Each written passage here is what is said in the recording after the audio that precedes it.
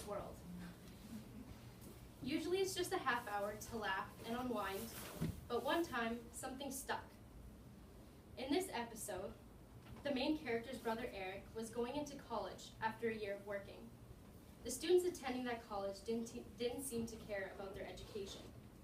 My friends and I used to dream about life after high school, and that it would be all sunshine, lollipops, and rainbows. After watching that episode of Boy Meets World, I compared the two. Would I rather have no clue about my future and just accept things the way that they are, or would I want to be like Eric and understand that you need to go into the real world with more than a pack of gum and a good tan?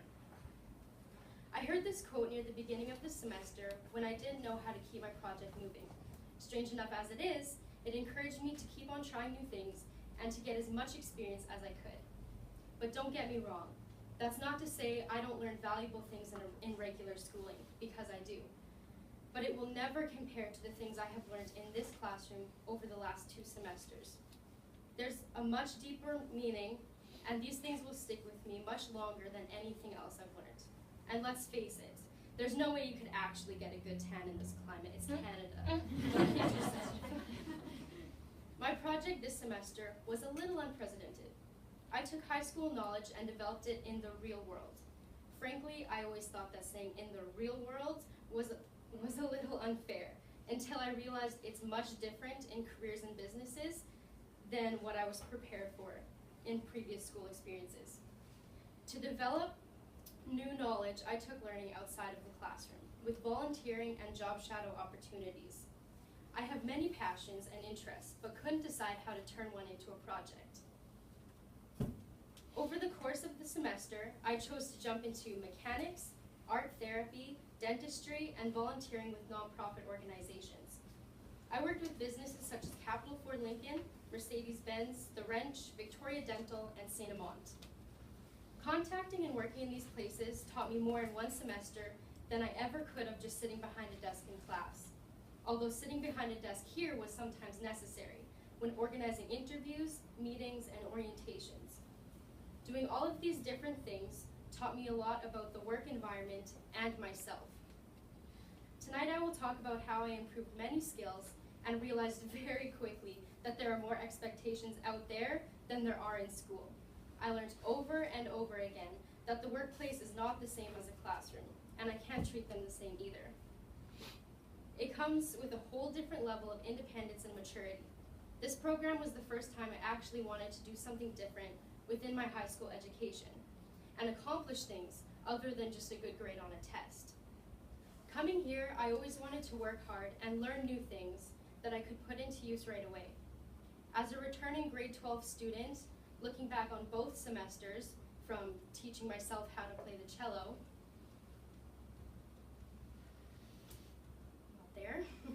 from teaching myself how to play the cello to getting career experience this semester, I can proudly say it was worth my while.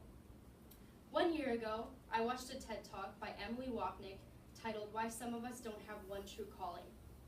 In this TED Talk, she speaks about taking advantage of being a multi-potentialite.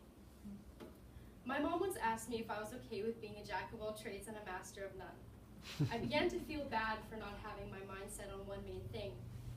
Watching that video made me feel confident and helped me understand that there are ways you can succeed in many different fields of interest. Now I'm going to ask some hard questions. I don't need a show of hands, just really think about it. Do you love your job? Do you wish you had a different career? And do you have side interests that you wish you could learn more about? You see, most of us are multi-potentialites. I've heard too many people say that they hate their job and wish they would have done something different.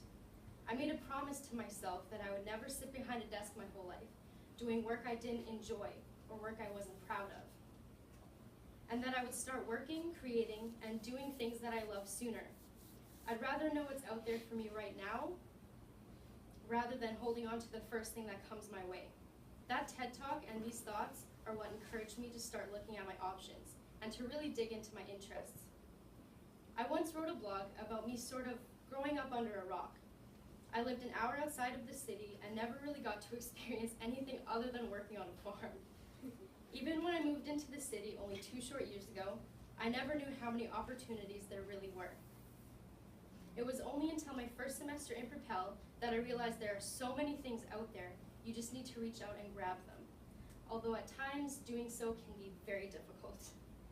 I did enjoy and learn a lot from the things I did this semester. I also learned from disappointments and mistakes. Being a teenager jumping into many different careers, there were going to be mistakes made. But I was able to look back and gain something from all of the challenges that I faced. One of the hardest parts of this project was constantly overlapping my plans. Having a balance between classroom deliverables and work I was doing outside of the classroom. In school, I'd always just focus on one subject at a time, which was easier. So when I started going out into different workplaces, I learned that time management and planning is one of the most important things in day-to-day life. I had to keep track of days I was leaving class, what time every event was at, planning how I was going to get there and back, and fitting in classroom deliverables. I sometimes struggled with keeping up. When I started at Capital Ford, I was also planning my interview for St. Amant. When I was at Mercedes-Benz,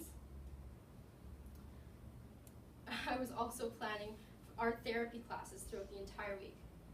Other challenges for me were encountered while at St. Amant. I had never previously worked with people that have developmental disabilities, so I had no strong idea of what I'd be helping with.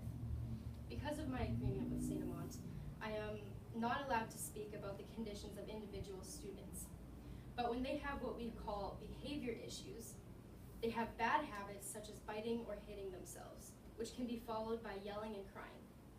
Students are usually in a happy and playful mood, but on just my second day, this was not the case.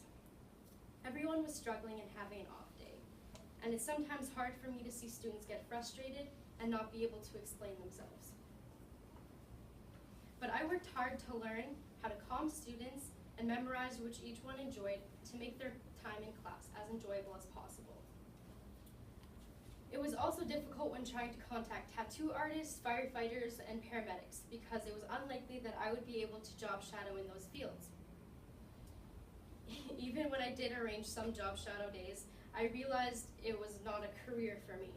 But at least I know now, rather than thousands of dollars in debt, that I will never become a dentist or ever have to see teeth get pulled out of a 100-year-old lady's face ever again. It was, even though it was challenging at times, and after multiple attempts to succeed, I was able to grow in many areas. My project had its bumps along the way, but I still gained new skills and learned valuable things. At the beginning of the semester, Mr. Patrician explained that I should make connections and push myself out of my comfort zone. After that, I rolled my eyes and thought, what comfort zone? I barely even have one. I was quickly pushed outside of it when I had my first interview at St. Amant. I was pushed even farther when I had to organize meetings, lead art classes, and change brakes on cars by myself at Capital Ford Lincoln.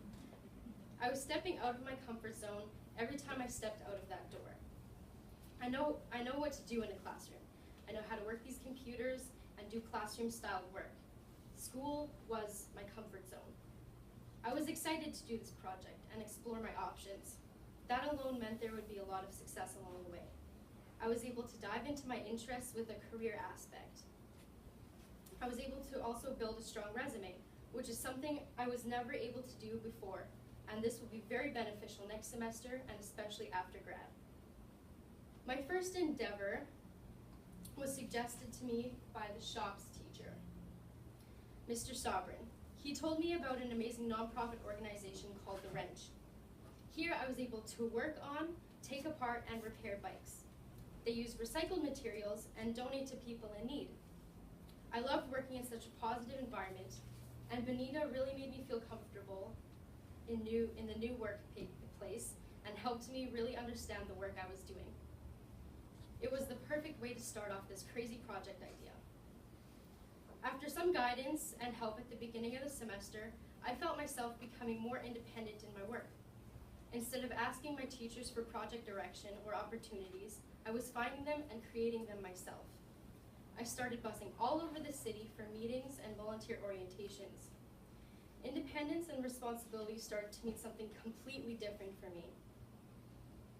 For me, it became being early, communicating changes in schedule, paying more attention, putting in your best effort, and being self-guided when classmates and teachers weren't around to help. Through all of my high school years, I have wanted to become a mechanic, even when I was the only girl in my shops class. But sadly, when I wanted to make a project that was mechanics related, it was too pricey. When I was able to job shadow in 2 different shops, I was ecstatic.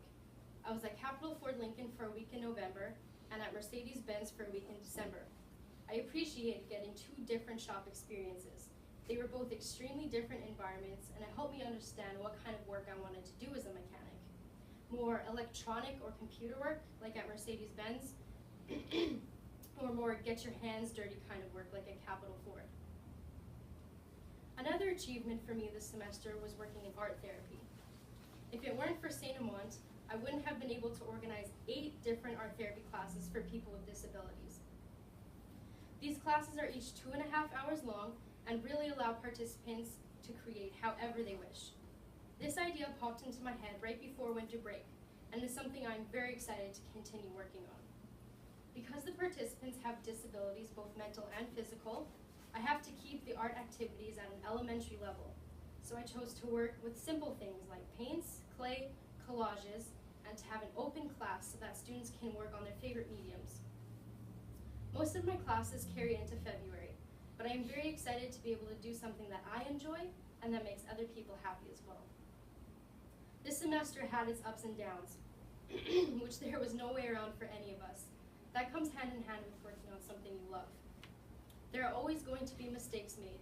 It's the skills that you have gained which get you through it, and the things that you have learned from your mistakes that help you in the future. I feel like I grew a lot in most of the 7 C's, and it was hard to choose to speak on only a few. Almost every opportunity I had this semester had a collaborative aspect to it. I was working with others individually and in groups. At St. Amant, I learned how to work as a large team. Students there have a staff member with them at all times. When someone needed something, I had to find a way to help them. When students were having a bad day, I was always the one to take them on bike rides. Taking care of a student is sometimes a 2 to 3 person job.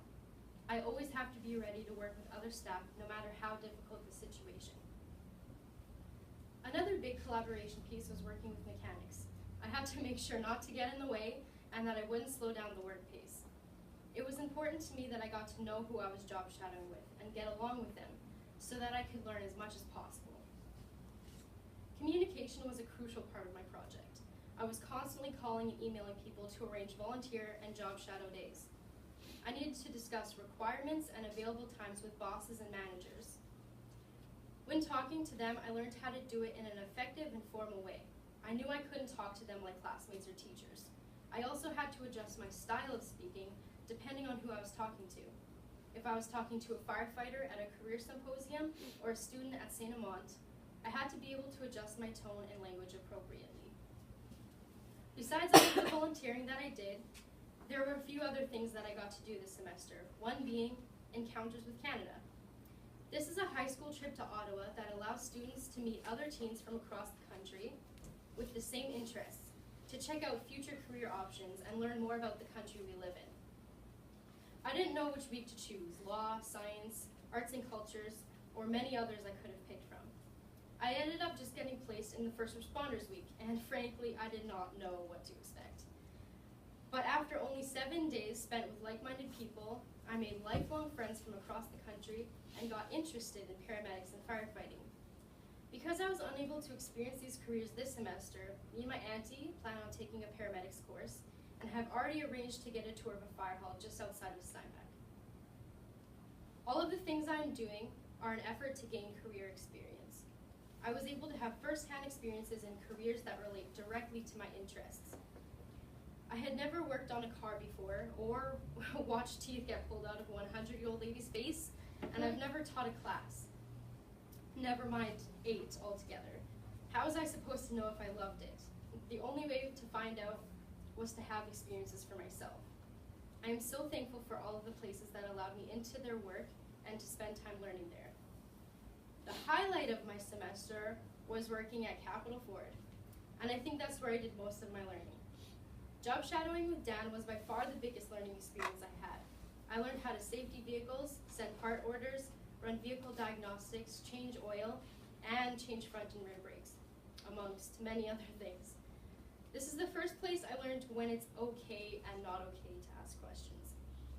When Dan showed me how to do something for the first time, it was okay to ask questions. When he told me to do it on my own the second time, to figure it out on my own without asking questions, was not the best time to ask questions. Moments like this were challenging, but allowed me to use my own thinking to get around a problem. Dan's teaching styles, though an interesting combination of amusing and challenging, were very effective. And of course, there are always those few quotes you never forget from people you look up to. Never leave the wipers up, Dan. If you feel it in your butt, it's the rear brakes, and if you feel it in the wheel, it's the front brakes, also Dan. Windshield wipers do have a left and right side, something that took me way too long to figure out. And last but not least, if it's not this, it's something else. Also Dan. I became good friends with him, and we got along great most of the time, unless I mistook a car for not having a hitch when it really did. Sorry again, but I can't thank Capital Ford enough for allowing me to work there. And thank you, Dan, for teaching me so much in such a short period of time. It was a huge step to finally experience working on cars. And I had the time of my life. It was a great hands-on experience, and I got to feel what it took to really be a mechanic. From getting oil in my mouth accidentally, getting cuts and bruises and I had no idea where they came from, to getting coffee at Starbucks during a road test. I remember on my last day at Capital Ford, I gave Dan a fist bump and thanked him for everything he made possible. I walked into my mom's office afterwards and said, "Mom, I kind of miss Dan." And she said in a mocking voice, "Oh, are you gonna cry?" And that's the end of that story. So, she cried. I'm not. I see mechanics and art therapy being a big part of my future. If it weren't for Propel, I wouldn't have got the chance to work in either of those fields. This program really made it possible to go out and experience things for myself. I want to carry out art therapy into retirement homes and to continue working in St. Amant. I also plan on attending Red River College next year to take a mechanics course. I put my heart and soul into things I'm passionate about. I become so invested in the things I was doing here, I forgot that I was actually doing work for school. Propel really helped me fall in love with school and learning. I was never that kind of student before. In fact, I dreaded school. But the skills and things that I learned here are going to stick with me for the rest of my life. I will be learning for the rest of my life, and I now understand how to do it in an effective and organized way. Writing my final reflection and presentation speech really got me thinking. Since this is my last time here, and I'm heading into my last few months of high school, I began to have many realizations. I actually do enjoy living in the city. My cat's a lunatic, I just need to accept it, and that I'm here now. Instead of looking past the things that I have, and wishing for something different, I need to appreciate everything that's happening right now. Like me being up here,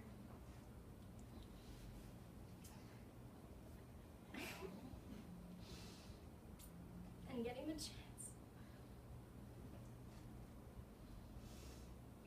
chance to be in Propel with such amazing people. I'm so thankful for the peers and teachers that I had. Because of this program, I am now such close friends with the best fashion and graphic designers, artists, and writers in the whole city. It's hard to explain, but you grow an attachment to not only the style of learning, but the environment as well. They're propellers, a fearless and strong group of students that encourage each other and help one another. We are there for each other when we are stuck and cheer each other on when we are succeeding.